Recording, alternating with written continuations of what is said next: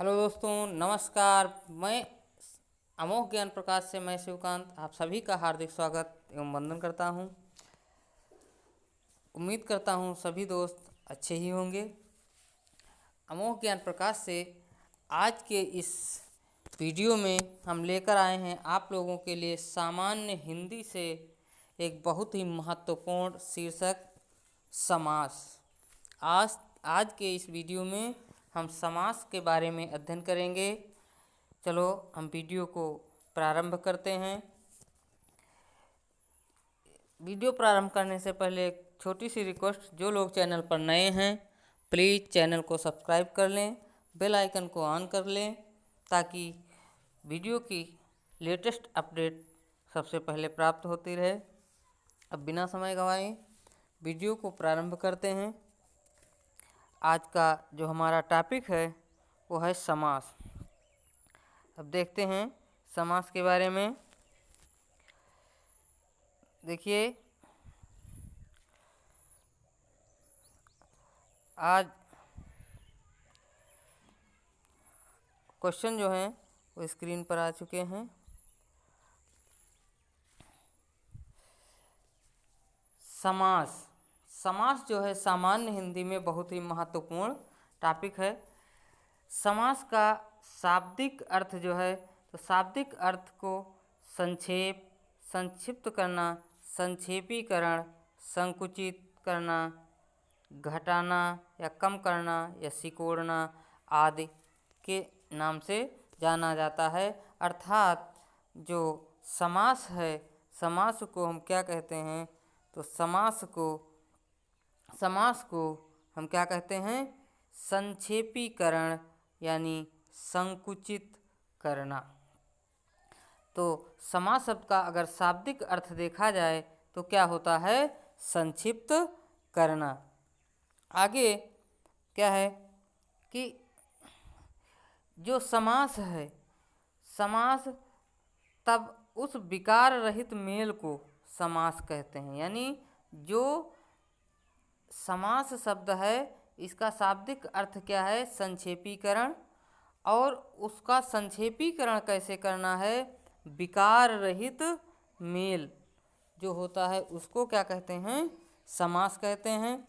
और ये विकार रहित मेल जो है वो कैसा होता है, विकार रहित मेल अर्थात विकार रहित मेल से तात्पर्य है कि जैसे राजा का पुत्र का सामासिक पद जो है वो क्या होगा, राजपुत्र। अर्थात जब दो शब्दों को संक्षेप करना है तो संक्षेप कैसे करेंगे, तो संक्षेप करने का तात्पर्य है कि जब दो या दो से अधिक पदों को जोड़कर संक्षिप्त करने की यह जो प्रक्रिया है इसको समास कहलाती है। और ये समास जो सामासिक पद बनाने के लिए जो संक्षिप्त करने की क्रिया है, तो कैसे संक्षिप्त किया जाता है, तो इसमें जो समास बनाने की प्रक्रिया, इसमें क्या किया जाता है, कारक चिन्ह, परसर्ग और योजक चिन्हों का लोप हो जाता है। अर्थात जब हम किसी पद में समास करते हैं, जब हम किसी पद में समास करते हैं तो समास करने में क्या होता है कि इनके जो कारक चिन्ह होते हैं या परसर्ग होते हैं या योजक चिन्ह जो हैं उनको हटा दिया जाता है। यानी इनका जब लोप कर दिया जाता है, ये जो हट जाते हैं, तो इस प्रकार से जब संक्षिप्तीकरण की क्रिया होती है, किसकी क्रिया, संक्षिप्तीकरण की, यानी संक्षेप किया जाता है जब इस प्रकार से कारक चिन्ह को आदि को हटा करके, तो इसे समास कहते हैं। आगे देखिए, आगे क्या है कि दो या दो से अधिक पद मिलकर एक पद हो जाते हैं, तो यह जो एक पदी भाव है, एक पदी भाव जो है इसी को क्या कहते हैं, समास कहते हैं। दोस्तों, जो एक पदी भाव है, इस एक पदी भाव को ही हम क्या कहते हैं, समास कहते हैं, एक पदी भाव को ही। अब आगे देखिए कि परिभाषा इसकी क्या है कि दो या दो से अधिक शब्दों से मिलकर बने हुए एक नवीन एवं सार्थक शब्द को समास कहते हैं। समास में दो पद होते हैं। समास में कितने? दो पद होते हैं। एक जो पहला पद होता है उसको कहते हैं पूर्व पद, और दूसरा पद जो होता है उसको कहते हैं उत्तर पद। ठीक, पहले पद को, जो पहला पद होता है उस पहले पद को क्या कहते हैं? पूर्व पद। पूर्व पद यानी प्रथम पद, प्रथम पद, और उत्तर पद को कहते हैं द्वितीय पद। उत्तर पद जो है इसको द्वितीय पद भी कहते हैं। ठीक, द्वितीय या दूसरा पद। सामासिक पद जो है, सामासिक पद या समस्त पद समास के नियमों से निर्मित सामासिक शब्द कहलाता है। इस समस्त पद को, इसे समस्त पद भी कहते हैं। सामासिक पद यानी जो समास करके, संक्षिप्त करके जो बनाया जाता है, इसे जो संक्षेपीकरण की क्रिया है, इसी को ही सामासिक पद कहते हैं। अब समास के बारे में समझ लेते हैं। समास के बारे में समझ लेते हैं कि क्या, कि जो समास है, अगर इसका स्ट्रक्चर समझ लोगे तो बहुत आसान हो जाएगा। समास शब्द का जो अर्थ है वो क्या है? संक्षिप्त करना या समेटना। अगर समास का विलोम शब्द दिया जाए, जब समास का अर्थ है संक्षिप्त यानी समेटना, संक्षिप्त करना समास का अर्थ है, तो इसका विलोम क्या हो जाएगा? संक्षिप्त का विलोम क्या हो जाएगा? व्यास हो जाएगा। व्यास, और व्यास का शाब्दिक अर्थ क्या होता है? विस्तार। समास का शाब्दिक अर्थ संक्षिप्त यानी घटाना, और इसका विलोम शब्द क्या हो जाएगा? व्यास। तो व्यास का शाब्दिक अर्थ क्या हो जाएगा? विस्तार हो जाएगा। इतना स्पष्ट हो गया। आगे देखिए, अगला जो आगे क्या कह रहा है कि अब इसका अगर हम संधि विच्छेद करते हैं, समास शब्द का अगर हम संधि विच्छेद करते हैं तो समास शब्द का संधि विच्छेद क्या होता है दोस्तों? तो समास शब्द का संधि विच्छेद है सम प्लस आस प्लस घई। तो ये घई जो है ये क्या है? प्रत्यय है, प्रत्यय है। घई, घई प्रत्यय है। अगला देखिए, आगे क्या कह रहा है कि व्यास का संधि विच्छेद वी प्लस आस। ये तो समास का संधि विच्छेद था, सम प्लस आस प्लस घई, और व्यास शब्द का संधि विच्छेद क्या होगा? वी प्लस आस। अब वी प्लस आस, वी से तात्पर्य है अन्य। वी से तात्पर्य क्या है? अन्य। आस से तात्पर्य है बैठाना, अर्थात शब्दों को दूर दूर या अन्य जगह बैठाना ही क्या कहलाता है? तो व्यास है ना। व्यास मतलब विस्तार करना। इसी को क्या कहते हैं? ये इसी को ही, जो विस्तार करना जो होता है, इसी को कहते हैं विग्रह। क्या कहते हैं? विग्रह, समास विग्रह, है ना। समास, अब समास का जो है, समास शब्द का संधि विच्छेद सम प्लस आस। सम प्लस आस। सम उपसर्ग है, इसका अर्थ है पास या निकट। आस से तात्पर्य है बैठाना, अर्थात शब्दों को समीप में बैठाना। इतना स्पष्ट हो गया। अब देखिए आगे क्या है कि समास सम उपसर्ग, इसका अर्थ है पास या निकट। तात्पर्य यह है कि बैठाना अर्थात शब्दों को समीप में बैठाना। समास विग्रह सामासिक शब्दों के बीच के संबंध को स्पष्ट करना समास विग्रह कहलाता है।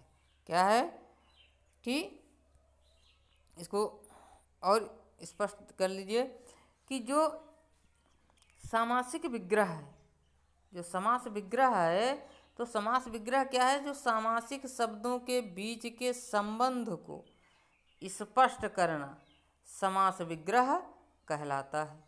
जब सामासिक शब्द जो हैं उनका जब स्पष्ट करोगे क्या कि इसमें कौन सा कारक चिन्ह है, विभक्त चिन्ह है, तभी तो स्पष्ट होगा। जैसे राजा का पुत्र, अगर कहा गया सामासिक, अगर कोई सामासिक पद दिया गया राजपुत्र, है ना, राजपुत्र, तो ये है सामासिक पद, अर्थात समास संक्षिप्त में है ना।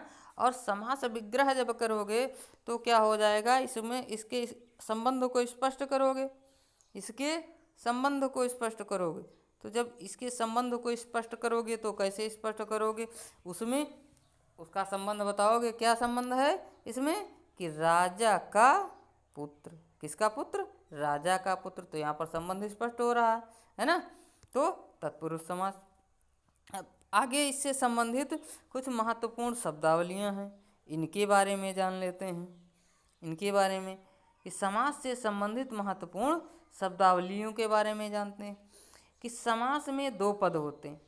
प्रथम पद को पूर्व पद कहते हैं, उत्तर पद को दूसरा पद कहते हैं। सामासिक पद को ही समस्त पद भी कहते हैं। और ये क्या होता है, जो समास के नियमों से निर्मित शब्द होता है उसे सामासिक शब्द कहलाता है वो। ठीक, आगे देखिए फिर क्या कह रहा है कि समास विग्रह समस्त पद का विस्तार रूप है। जो समास विग्रह है वो क्या होता है, समस्त पद का विस्तार रूप होता है। जैसे उदाहरण के लिए दिया गया था कि राजपुत्र जो है, तो राजपुत्र वो क्या है, सामासिक पद है एक, और इसका जब विग्रह कर दिया गया, विस्तार में कर दिया गया, इसी को राजा का पुत्र कह दिया गया, तो का इसमें जो संबंध बताने वाला कारक चिन्ह जुड़ गया है ना। तो इसमें ये क्या हो गया कि समास विग्रह जो है, इसके समस्त पद का जो विस्तार रूप है, इसी को समास विग्रह कहते हैं। ठीक, और आगे देखिए, आगे क्या कहता है कि इसमें पूर्व पद सामासिक पद या पहला पद या शब्द कहा जाता है। उत्तर पद इस जो समस्त पद का दूसरा पद होता है या दूसरा शब्द होता है, इसको उत्तर पद कहते हैं। प्रधान, जिस पद पर सामासिक पद का अर्थ निर्भर होता है उस पद को प्रधान पद कहा जाता है। ठीक, और गौण पद, जिस पद पर सामासिक शब्द का अर्थ कम हो जाता है उसे गौण शब्द कहते हैं। ठीक, ये तो हो गया क्या, ये हो गया शब्दावली से संबंधित। अब आगे देखते हैं कि समास का जो वर्गीकरण है, समास का वर्गीकरण क्या है। तो समास का वर्गीकरण, जो समास मुख्यतः 4 प्रकार के होते हैं। समास जो हैं वो मुख्यतः दोस्तों 4 प्रकार के होते हैं, परंतु अगर संस्कृताचार्य आचार्य वरदराज के अनुसार पूछा जाए तो आचार्य वरदराज के अनुसार समास 5 प्रकार के होते हैं। ये 5 प्रकार के कौन से, मुख्य कौन से, ये अभी आगे बताएंगे। फिर क्या है कि कुल समास जो है, कुल समास पूछते हैं तो 6। ठीक, ये इस प्रकार से प्रश्न बनते हैं कि कभी कभी प्रश्न जो है, ये प्रश्न पूछ लिया जाता है कि समास मुख्यतः कितने प्रकार के होते हैं, तो ये सीधा सीधा प्रश्न आ जाता है। तो समास मुख्यतः 4 प्रकार के होते हैं। अगर पूछ लिया जाए कि समास जो है आचार्य वरदराज के अनुसार कितने हैं, तो ये 5 प्रकार के होते हैं। ठीक, अगर प्रश्न पूछ रहा है कि कुल समास कितने होते हैं, तो दोस्तों कुल समास कितने होते हैं, 6 समास होते हैं। ठीक, जो लोग चैनल पर नए हैं प्लीज़ चैनल को सब्सक्राइब कर लीजिए और वीडियो को लाइक करके अपने सभी दोस्तों में शेयर कर दीजिए, ताकि ये वीडियो ज़्यादा से ज़्यादा लोगों तक पहुंच सके। आगे देखिए, अब वर्गीकरण देखिए, प्रधानता के आधार पर वर्गीकरण पहले बताएं। तो प्रधानता के आधार पर पहला जो है, तो पहला क्या है, अव्ययी भाव समास। अव्ययी भाव समास में क्या होता है, इसका दोस्तों प्रथम पद जो है वो प्रथम पद प्रधान होता है। जो अव्ययी भाव होता है इसका प्रथम पद जो है वो समास होता है, प्रधान होता है। और इसकी पहचान क्या है, अगर पहचान पूछा जाए तो पहचान क्या है दोस्तों, तो पहचान इसकी ये है, इसका पहला पद जो है वो सदैव अव्यय होता है। क्या होता है? अव्यय होता है। ठीक, इसका प्रथम पद जो है वो क्या होगा? जो पहला पद है अव्ययी भाव का तो वो अव्यय होगा। ठीक, और इसका पहला पद ही प्रधान होता है। दूसरा समास क्या है? दूसरा है दोस्तों तत्पुरुष समास, और तत्पुरुष समास जो है इसका उत्तर पद प्रधान होता है। तत्पुरुष समास का सदैव उत्तर पद प्रधान होता है। और तीसरा है द्वंद्व समास। द्वंद्व समास जो है इसके दोनों पद प्रधान होते हैं। और चौथा है बहुब्रीहि समास। तो बहुब्रीहि समास दोस्तों है तो बहुब्रीहि समास के दोनों पद प्रधान होते हैं। तो इसमें आपको एक चीज़ नज़र आई होगी कि इसकी ट्रिक क्या है।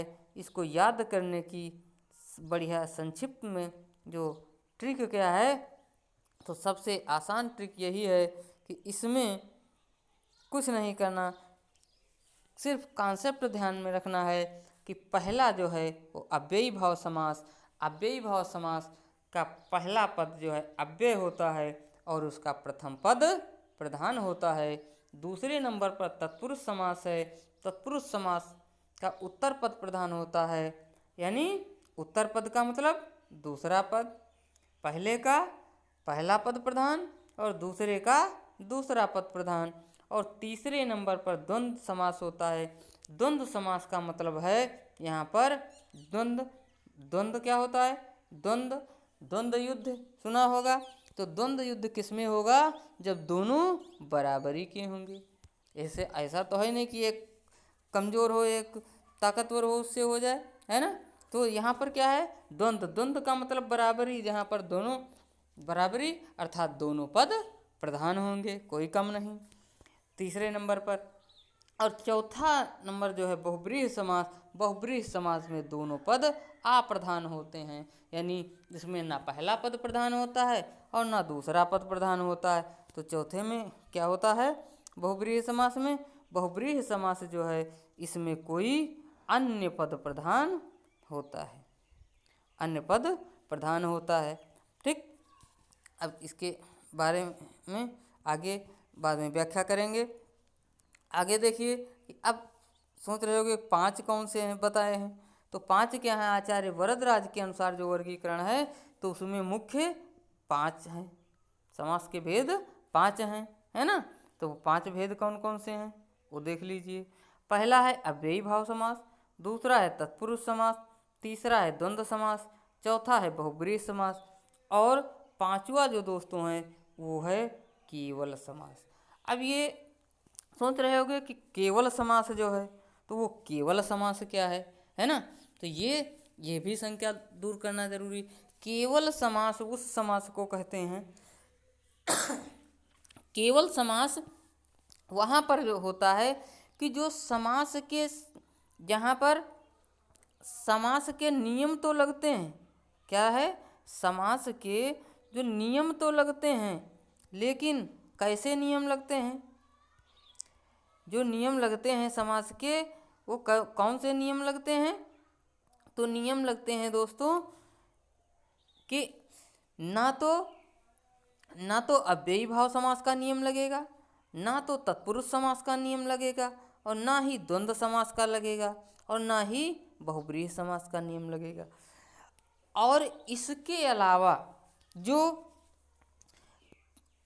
जहाँ पर समास तो होता है लेकिन इन चारों के नियम नहीं लगते हैं, वहाँ पर केवल समास होता है। कौन सा? वहाँ पर केवल समास होता है। इतना समझ में आ गया होगा। आगे देखते हैं। अब आगे जो है कुल समास, तो कुल समास की बात जब आती है तो कुल समास दोस्तों कितने होते हैं? कुल समास जो हैं वो कितना? 6 समास होते हैं। और ये कुल समास 6 समास किसके आधार पर? संस्कृत के अनुसार 6 समास होते हैं। हिंदी में दोस्तों 4 ही समास होते हैं, संस्कृत में 6 समास होते हैं। वो कैसे होते हैं इसके बारे में आज चर्चा कर लेते हैं, इसके बारे में भी। तो संस्कृत के अनुसार 6 समास होते हैं। पहला अव्ययी भाव समास, दूसरा तत्पुरुष समास, तीसरा द्वंद्व समास और चौथा बहुब्रीहि समास, पांचवा कर्मधारय समास और छठा द्विगु समास। ठीक, तो दोस्तों इसके बारे में भी जानकारी कर लेते हैं। देखते हैं क्या है कि अब ये संस्कृत के अनुसार वर्गीकरण तो देख लिया कि अव्ययी भाव समास, इसका प्रथम पद प्रधान है ना, कौन सा, प्रथम पद प्रधान, और इसका पहला शब्द क्या होता है, अव्यय।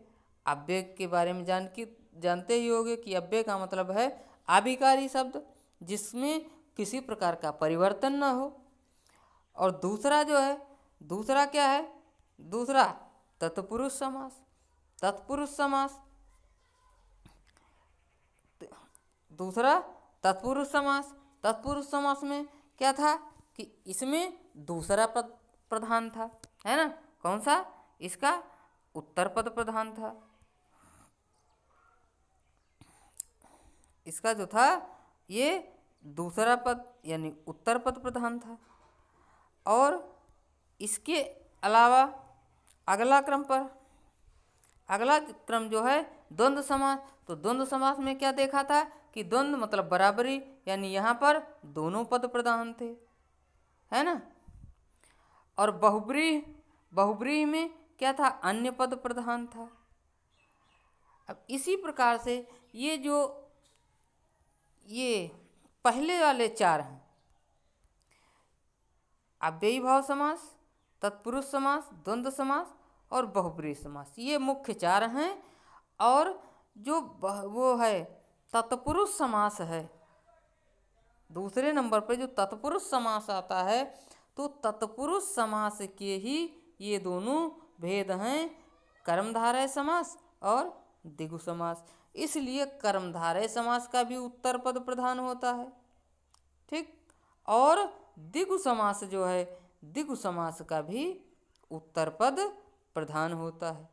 ठीक, और द्विगु समास में जो है, तो द्विगु समास में क्या होता है, द्विगु समास में दोस्तों पहला पद जो है वो क्या होता है, प्रथम पद जो है वो क्या, प्रथम पद दोस्तों संख्यावाची होता है। क्या होता है, द्विगु समास में पहला पद जो है वो क्या होता है, संख्यावाची होता है, संख्यावाची होता है।